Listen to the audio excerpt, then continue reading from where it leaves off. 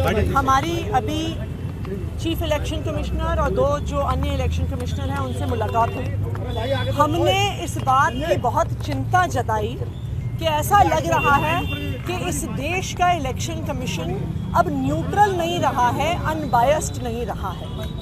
आज आम आदमी पार्टी को इलेक्शन कमीशन से समय मिला। एक महीने बाद हम 22 मार्च से लगातार अलग अलग मुद्दों पे इलेक्शन कमीशन से समय मांग रहे थे।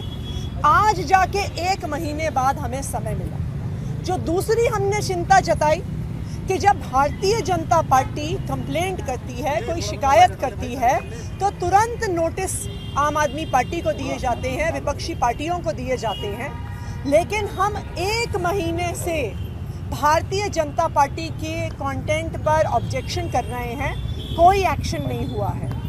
आम आदमी पार्टी अपना कैंपेन सॉन्ग रिलीज करती है तो तुरंत हमें ऑब्जेक्शन आ जाते हैं, तुरंत उस गाने को बैन कर दिया जाता है। जब ईडी और सीबीआई चुनाव से पहले अरविंद केजरीवाल को गिरफ्तार करते हैं, इलेक्शन कमीशन उस पर सवाल नहीं उठाता।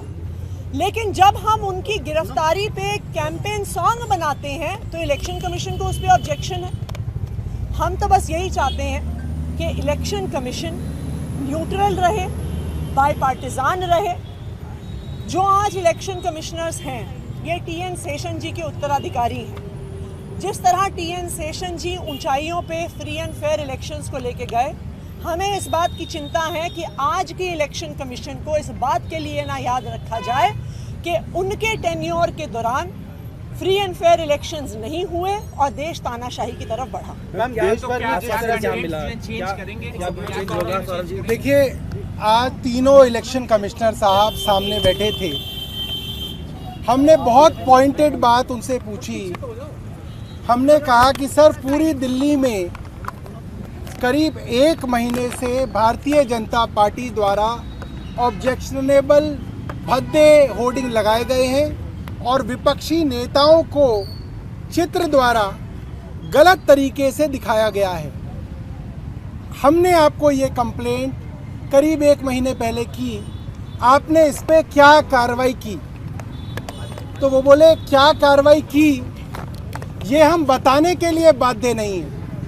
मैं कमाल है इस बात का कि एक संस्था जिसका काम ये है कि देश में देखें कि फ्री एंड फेयर इलेक्शन हो, जो वॉचडॉग है, वो कह रहा है कि हम बाध्य नहीं है बताने के लिए।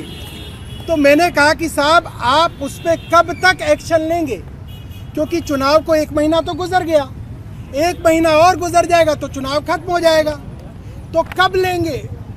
तो वो बोले ये भी बताने के लिए हम बाध्य नहीं है कि हम इस पर कब एक्शन लेंगे। तो मैंने पूछा, भैया ये तो बता दो, चुनाव से पहले एक्शन ले लोगे या चुनाव के बाद लोगे? तो बोले ये भी हम नहीं बताएंगे, जब हमारा मन करेगा तब हम एक्शन लेंगे, और लेना होगा तो लेंगे, नहीं लेना होगा तो नहीं लेंगे।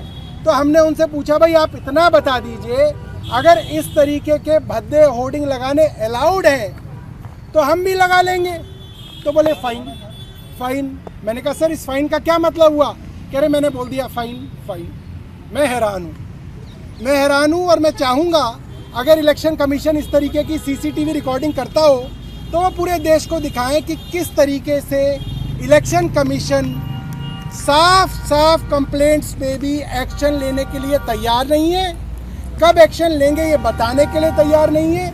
बड़ी हैरानी की बात है। थीम सॉन्ग चेंज होगा या क्या है, बाकी बात क्या रहेगी? देखिए, हमने उनको बता दिया है कि थीम सॉन्ग के बोल के अंदर जो भी उनकी समस्याएं हैं वो हमको ऐसा लगता है कि उसमें ऐसा कोई भी ऑब्जेक्शनेबल चीज़ नहीं है, और उसको हमने उनको एक्सप्लेन करके दे दिया है।